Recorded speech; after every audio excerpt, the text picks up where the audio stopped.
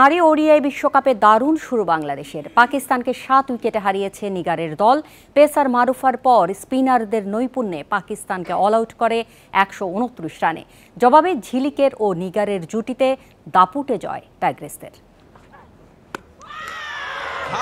Toss জিতে বাংলাদেশকে bowling দিয়ে বিপদে পাকিস্তান। কলম্বোয় পেসার মারুফার দুর্দান্ত বোলিং। প্রথম ওভারেই শেষ 2 বলে দুর্বোধ্য ইনসুইং। উমাইয়া সিদ্রা দুজনেই পরাস্ত। স্টাম্প ভেঙে মারুফার উদযাপন। জোড়া শূন্যতে চাপে প্রতিপক্ষ।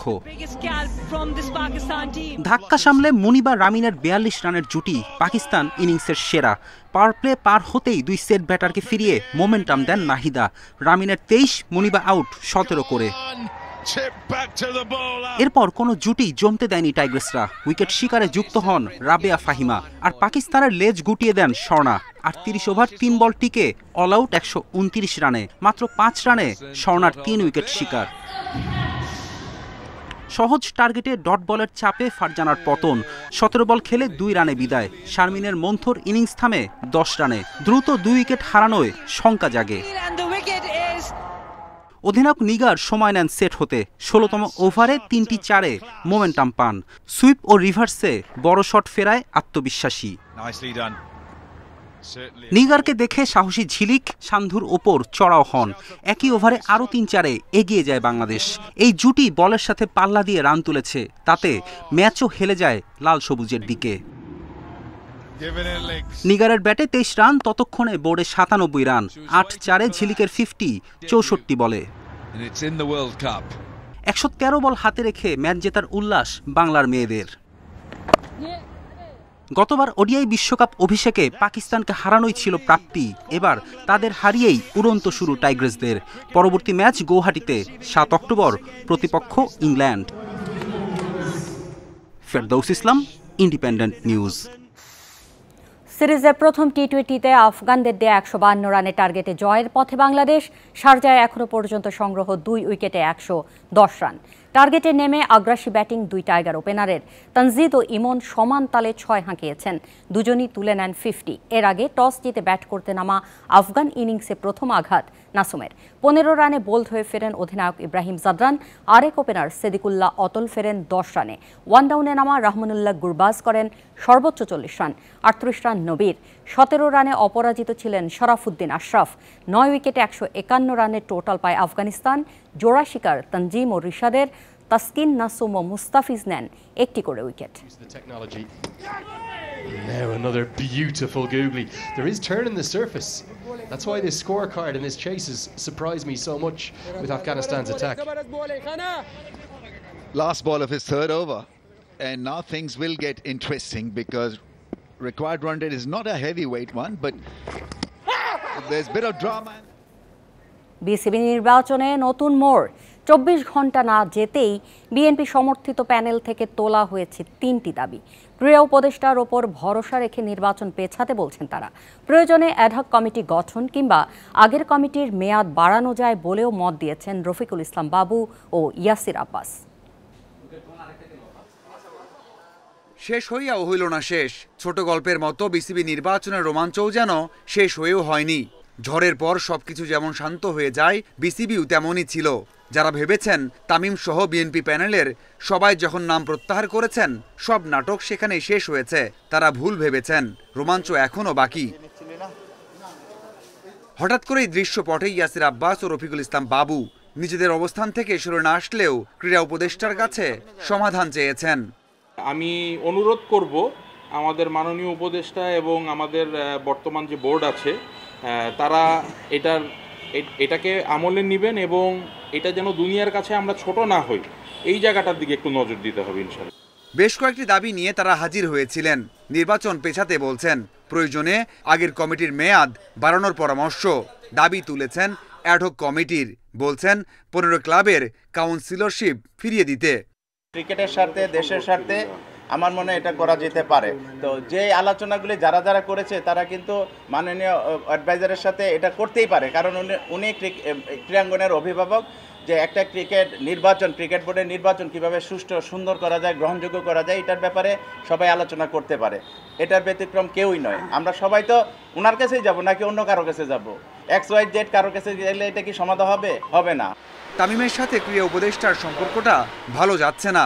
তাতে প্রশ্ন আসছে, তামিম কি এমন দাবির সাথে একমত? আমি সবার তরফ থেকে বলছি, এটা সবার তরফ থেকে আমি বলছি, এটা আমি স্পেসিফিক কারো নাম বলছি না, কিন্তু এখানে যে ও আছে এটা না, সবার তরফ থেকে।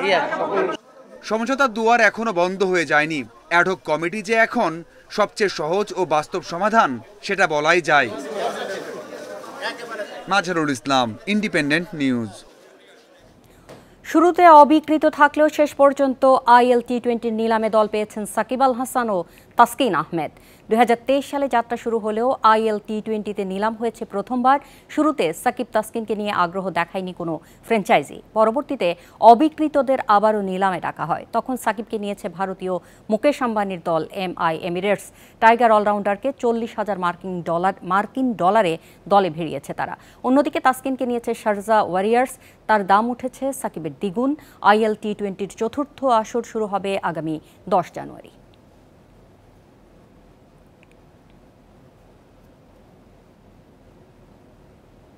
এনসিএল টি-20তে আবারও বৃষ্টি বাগড়া। বৈরী আবহাওয়ায় সিলেট, রাজশাহী ও ঢাকা মেট্রোর ম্যাচ পরিত্যক্ত। প্রথম ম্যাচে রাজশাহীর ইনিংস হয় ঠিকঠাক। টস হেরে ব্যাটিংয়ে নেমে হাবিবুর ও সাব্বির হোসেনের তাণ্ডব। উদ্বোধনী জুটি 141 রানে 10 ওভার 4 বলে। হাবিবুরের ঝোড়ো 67 রান, সাব্বির 77 করেন 35 বলে। এরপর সাব্বির রহমান ও প্রীতমের ক্যামিওতে 15 ওভারেই 200 রান রাজশাহীর বোর্ডে। ইনিংসে মোট 15টি ছক্কা হাঁকিয়েছেন দলটি। এরপর বৃষ্টিতে আর খেলা সম্ভব হয়নি, ম্যাচ পরিত্যক্ত হয়।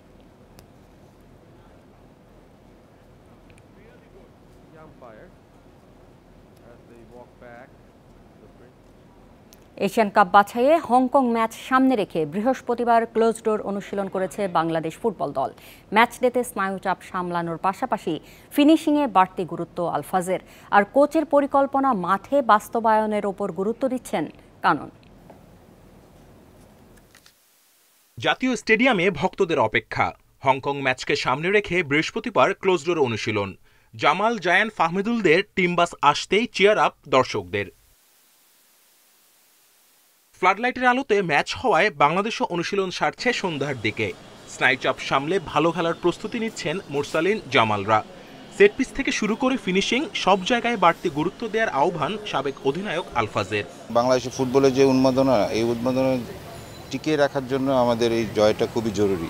আমরা শুধু গোল পাচ্ছি না, এই জায়গাটাই আমরা দুর্বল, এবং একসময় যখন গোল আসবে তখন আসতেই থাকবে। তো আমাদের আসলে গোলটাই আমাদের ফেভার করতেছে না। গোলের জন্য কিছু প্ল্যানিং যদি করে কোচ, আমার মনে হয় যে আমাদের টিম ক্যাপাবল যে হংকংয়ের সাথে জেতার মতো। সিঙ্গাপুরের বিপক্ষে হারের পর থেকে নানা সমালোচনায় হেড কোচ হাভিয়ের কাবরেরা। তার কৌশল নিয়ে উঠেছিল নানা প্রশ্ন। দীর্ঘ বিরতির পর হংকং ম্যাচ দিয়ে আবারও এশিয়ান কাপের লড়াইয়ে নামবে বাংলাদেশ। কোচের সঠিক পরিকল্পনায় এনে দিবে ভালো সাফল্য, বলছেন সাবেক খেলোয়াড় সাইদ হাসান কানন। হারার পরে ভুলগুলো নিয়ে আলোচনা করা উচিত, সমালোচনা করা উচিত, এবং ভালোটা বেছে নিয়ে যেসব দুর্বলতা আছে ওগুলো সমাধান করেই আমাদের আবার খেলতে যাওয়া উচিত। এটা টোটালি কোচের উপর ডিপেন্ড করে। আমি আশা করব যে আসলে যেই সব ভুলগুলো হয়েছে আগে বিগত দিনে, সেগুলো শুধরাই কোচ ভালো করবে। এখন this is the last way. আসলে আমাদের তো এটা ছাড়ার কোনো রাস্তা নেই এখন।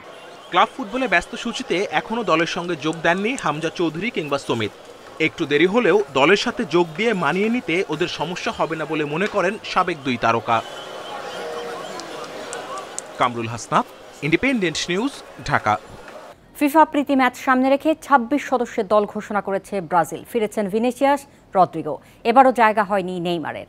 নতুন করে চোটে পড়ায় নেইমারকে জাতীয় দলে না ফেরানোর সিদ্ধান্ত কোচ আনচেলত্তির। 2023 সালের অক্টোবরে শেষবার ব্রাজিলের জার্সিতে মাঠে নেমেছিলেন তিনি।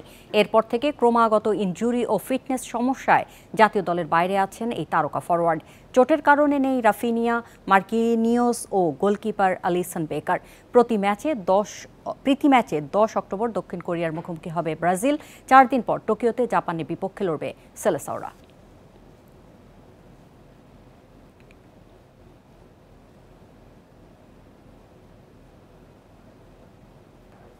এই ছিল আজকের যত খেলায়। ইন্ডিপেন্ডেন্ট টেলিভিশনের সব খবর বিস্তারিত জানতে চোখ রাখুন ফেসবুক, ইউটিউব ও এক্সে। আমন্ত্রণ পরের আয়োজনে।